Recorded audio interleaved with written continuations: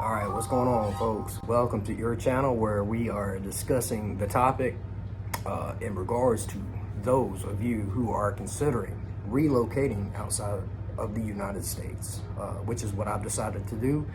And I'm documenting my journey as I go, I guess you can say. So with that said, I wanted to provide you an update. I just did a video just a few days ago. As you know, I'm in that limbo between my house, which I've already moved out of, and moving to Thailand, which I already said I was going to wing it and kind of go, pay as I go, Airbnb type stuff.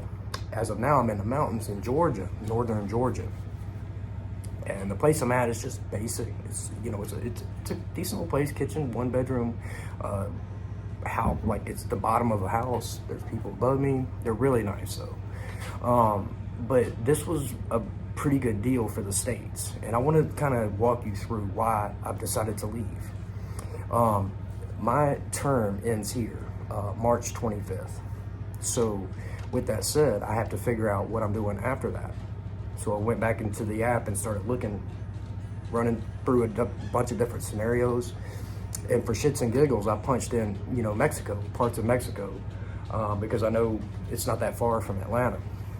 And with that said, look at this apartment right here. And look at how much I paid for it. 21 fucking days. 21 days at this Airbnb in Playa del Carmen, Mexico, which is a long time. And it's a brand new, it doesn't have maybe one review. It's a brand new, but I checked into the host and whatnot, so it's legitimate. Now, with that said, $760 freaking dollars. And let me remind you, that is spring break. Now, look at the very bottom of the first, if you would, we're talking $26 a night. $26 a night, and that is dirt cheap compared to here. Where I'm at now is $60 a night, which is dirt cheap.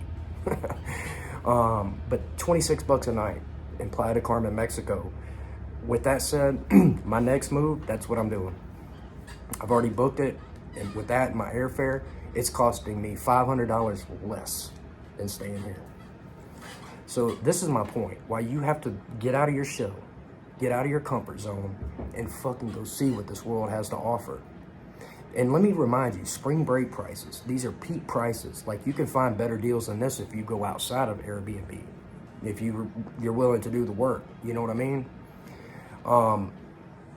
Between that and airfare, like I said, it's gonna cost me not even $1,100 for almost a month.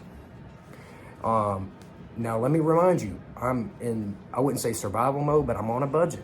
I've been saying this all along. I'm cooking and making my own meals, and when I go there, I intend to do the same thing. This is not about partying or going out and live. Listen, I've been to Cancun. I got stories.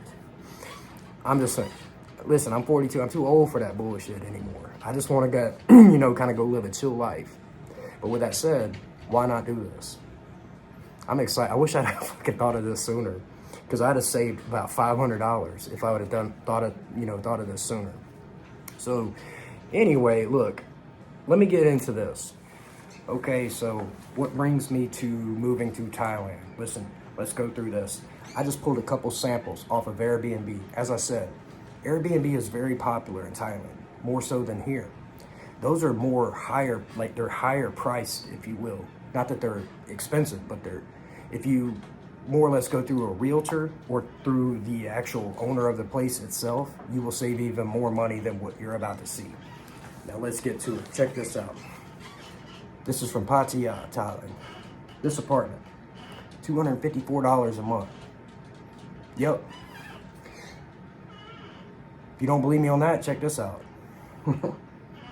Beachside, $174 a month. And this is just a small sample. You can check this shit out for yourself. Or this one, maybe. Look at this one. $269 a month. Folks, this is a no-brainer. No-brainer. If you have a job where you can work from home, you have at least, I'd say 30 to 50 G's. If you have 30 to 50 bands, pack up and move right now. Pack up and get the fuck out of here. We all know what's coming. We know inflation's killing us. Listen, dollars gives us a privilege as Americans, meaning the dollar is strong against other currencies and it will remain stronger than other currencies. That doesn't mean that, like, you got to stop thinking the way that you normally do, like here. Prices are going up to us here in the States, yes. But for someone outside the dollar, in another country, dollars are like gold to them, meaning that their currencies are falling even faster against the dollar. So dollars are the best currency to hold on to. So with that said, if you have a way of making a small gain, any type of like interest or like on your principal, you could do just fine if you got a chunk of money. And this is why I'm saying you have to consider this, folks.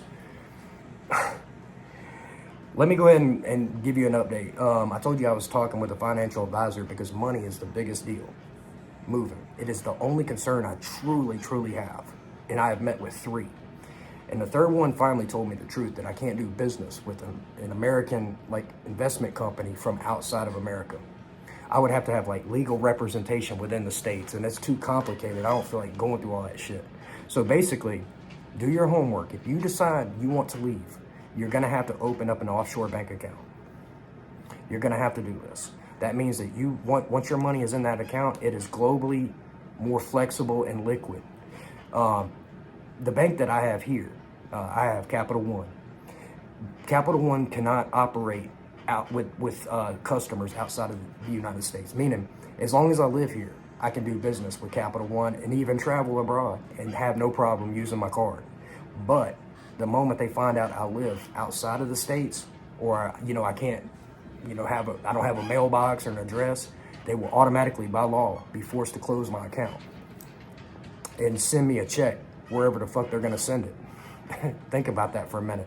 Too much money to leave up in the air, up in the clouds. So with that said, you need to look into a global banking account.